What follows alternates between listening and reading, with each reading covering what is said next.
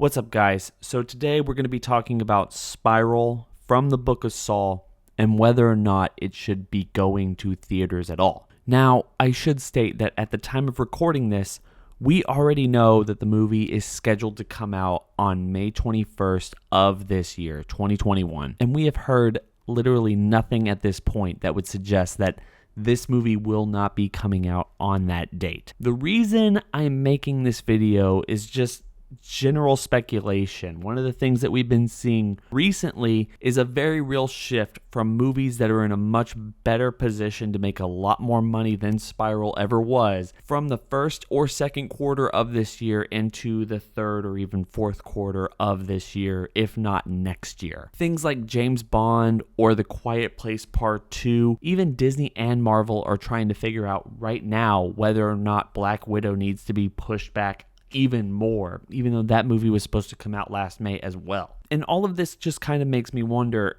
can we get our stuff together before the summer for any of these movies to come out and have any real shot of succeeding if they are only in the movie theater? And honestly, this just bypasses everything that's going on with Warner Brothers and HBO Max. That is a whole other discussion that we're going to have sometime later down the line as soon as we see all these movies that are coming out and how it either helps that streaming service or just completely dismantles the entire industry as a whole.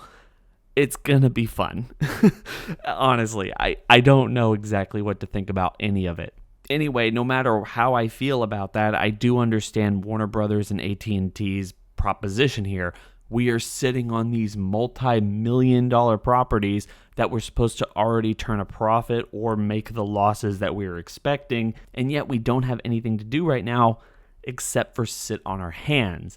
In the meantime, we have this platform with HBO Max that we're trying to push as the main platform for everything that we own, and it's not competing with Netflix or Disney Plus. So why not give premium content as a loss leader for everyone just subscribing to HBO Max and either really loving it, forgetting that they're subscribed to it or whatever, and just allow the general public to wait an entire year as they watch these movies and generally get used to watching that particular streaming service. It's kind of smart when you think of it that way, although it is going to be kind of disappointing to watch Godzilla vs. Kong on my home screen when it's really the only movie that deserves to be seen on a big screen coming out this year. And you can take that to the bank because I think that's my one big flaming hot opinion on movies this year. Obviously, not being able to see a whole lot on screen this year or even last year, it's made me a little bit sad, and I just want to be able to go to the movie theaters, honestly, and that's my one big flaming hot opinion of this year. Godzilla vs. Kong, the only movie that needs to be seen on a big screen, and yet we're all going to be watching it on HBO Max. How sad. Anyway, getting back to the point, it would seem to suggest that there's still a whole lot of time in between now and May 21st when the movie is supposed to come out, and so they might not have to push it back that much further. Also, it might be crazy to say, but it's not inherently illogical to suggest that maybe everything gets back to normal in the next couple months, and so many things at that point will have already moved their release date that by the time Spiral comes out, it's one of the only things in the theaters, and people have been so bent up wanting to do literally anything for over a year at that point that they will go see anything regardless of quality. And lo and behold, your soft reboot of the 9th entry in a long-running horror franchise is suddenly the biggest hit within that franchise, and you have a sequel greenlit the very next week going into production to be seen sometime in 2022 or even 2023. Although the pessimist in me just does not see that happening at all. I don't think that we're going to be able to get back to normal by May. I think maybe by September. And just looking at all these movies moving into the late third quarter or maybe even early fourth quarter of 2021 kind of reaffirms that point that most people in the industry and in the know kind of feel like that is going to be the case as well. By the time we hit September after summer, many people have gotten their vaccines and are comfortable going out into restaurants and bars and movie theaters, just social gatherings as a whole. That's when they're going to flock to movie theaters and just see everything that's there. The problem that Spiral has at this point is, where does it fit in among everything else that's coming out? And I'm not just talking about big blockbuster content, I'm also talking about horror content. We have The Quiet Place 2. We have so many other things coming out later on in the year that even though people will be wanting to see a lot of different things and just everything potentially getting a whole lot better, it doesn't have a whole lot of room to thrive. The sheer nature of the end of 2021, the crowding with all the movies moving there, and even some part into 2022, is going to create a little bit of a vacuum where the only way to succeed is in that first weekend, which, yeah, technically is how most movies make their money at this point. Literally over a third, if not 40% of every single domestic movie gross is done within the first weekend, maybe even more of that if it's particularly front-loaded like horror movies usually are. But if a movie like Spiral is released a week after a big other horror movie and a week before another big horror movie, I can imagine a movie like Spiral getting kind of lost in the weeds and people just deciding, hey, I don't want to see that, I'd rather wait and see this because everything is back to normal. So I guess the question I'm trying to ask here is, do you think it's possible that Spiral will be picked up by a streaming platform and be used as a premium premiere on that platform to get people to subscribe to it? Something like Netflix or Hulu, Apple Plus, HBO Max, or maybe even Peacock. I mean, at this point, I really don't know. There's just literally endless possibilities. But it would be kind of cool if Shudder got a hold of it, just because that's exactly what Shudder does, and I feel like that would be the biggest premiere on their platform at this point.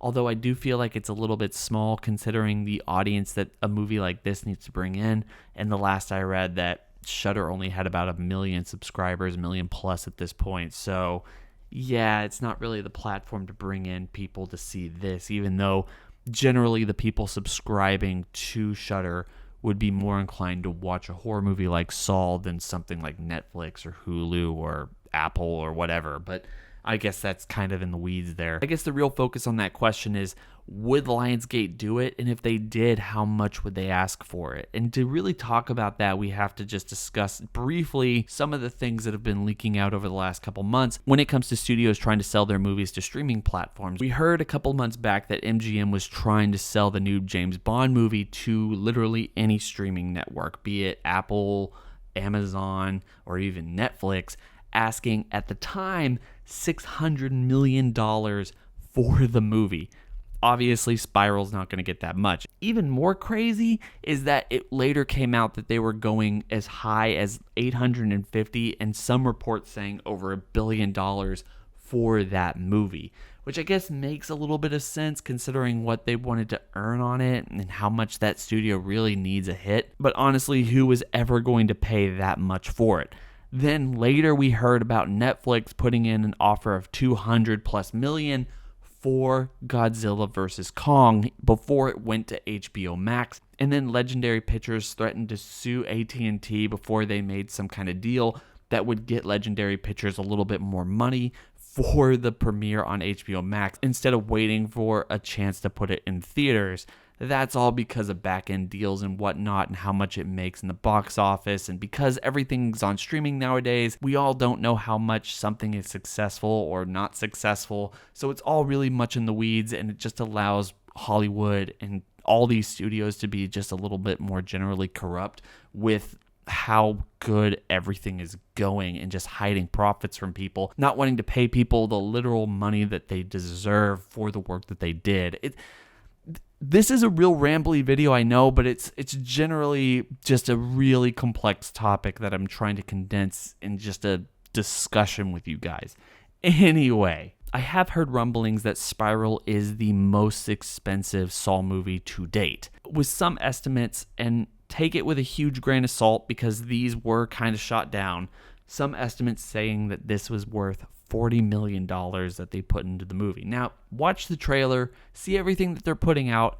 Obviously, they spent more than the general 10, 11. This movie cost more. I would have a hard time believing if they said that this movie cost the same as something like Jigsaw. I just would. Given everything that we've seen so far and the talent involved, I can imagine it costing far more. That would mean that this movie needs to bring in a whole lot more money than the last ones. So you can take this as you want, but even though Jigsaw cost $10 million and only made $103 million in the worldwide box office, it was already widely reported that since Lionsgate owns the Saw franchise as a whole, that Jigsaw was sold to international investors and pretty much covered its entire production cost before it even hit screens. So pretty much everything else was gravy. Now the problem with that is the movie didn't make as much as they wanted it to, and then once that occurs, they might not be willing to put money into another feature. This is kind of a completely different situation than just a general sequel to Jigsaw, because at that point people are a little bit worried, but now that we have Chris Rock and Samuel L. Jackson, known talents with huge box office successes in the past, people were willing to jump on board, and this is just a completely different animal. The biggest problem with all of this is, how is the movie going to perform during a pandemic if nobody can come in to see it? And if they did spend $40 million on it, again, who knows whether that's the case, but if they did, how much do they need to sell it to a streaming platform in order to recoup their costs and make profit for the people who need the profit? Now, obviously, this kind of breaks down to, if they were going to release it in theaters, who keeps the profit both domestically and internationally? And that's kind of a thing that breaks down per region. Generally, domestically, you can expect that the majority of the ticket price is going to the movie studio in order to pay back the film. But when you go internationally, despite selling the film rights, you have all these people banking on this movie going to need money. When you go into China, you get 25% of the movie being sold going back to the studio that produced it, while at the same time you have various different degrees of percentages throughout the entire world. So even though you can go on and see on Box Office Mojo or Google or Box Office Pro, the numbers.net, whatever you're looking at, and see that Jigsaw cost $10 million to make and made $103 million in the worldwide box office, that doesn't necessarily mean that they walked away with $93 million in profit. The reality of it is they walked away making a couple of million in profit for everyone involved, but it wasn't enough to excite the investors for something completely new. And thus the problem then becomes, you need to make enough money with a deal with a streaming network in order to appease everybody involved. As I already talked about, we are seeing the consequences of AT&T's maneuver in order to make HBO Max a contender against Disney Plus and Netflix by putting their entire lineup of 2021 on platform same day as it goes into theaters. And then you run into producers, stars, directors, and everybody else who wants their share of that profits because they're not going to be seeing a back end for this stuff. This could potentially happen with something like Spiral because of the star power that we have and just the general involvement from people like Chris Rock. So if they did spend $40 million on this movie, they might need to be selling it for $60, $75, $80 million. And I just can't see any platform thinking that that's an appropriate level for the 9th film in a long-running horror franchise that has dedicated fans, but maybe not as many people want to see it as otherwise might see it in the theaters or just be generally curious. I mean, you would have to sell it pretty hard, and Lionsgate, as we've talked about on this channel a lot, is bad at that. So, you know what, guys, I don't know. I would really love to see Spiral on a streaming network. I just want to see it. I don't think it needs to be in a theater. In fact, I would like to watch it and then just watch it again, just to kind of take in the twist or whatever really happens and how it connects to everything, and just see all of these little things without having to pay for my ticket, or just wait for it to come out on Blu-ray where I can listen to all the commentary and just watch it over and over again just to kind of see it, you know? I don't know. I would rather it be on streaming, but I don't think it's financially viable for anybody involved at this point, because I don't think anyone's going to pay for it, no matter how good it is, even Netflix. I mean, and they spend a lot of money on a bunch of crap. So yeah, those are my thoughts. as rambly as they are. Hope everyone's having a fantastic day. Tell me what you think about this in the comment section below. Hope everyone is staying safe and healthy. Don't forget to like, comment, and subscribe. It's been real.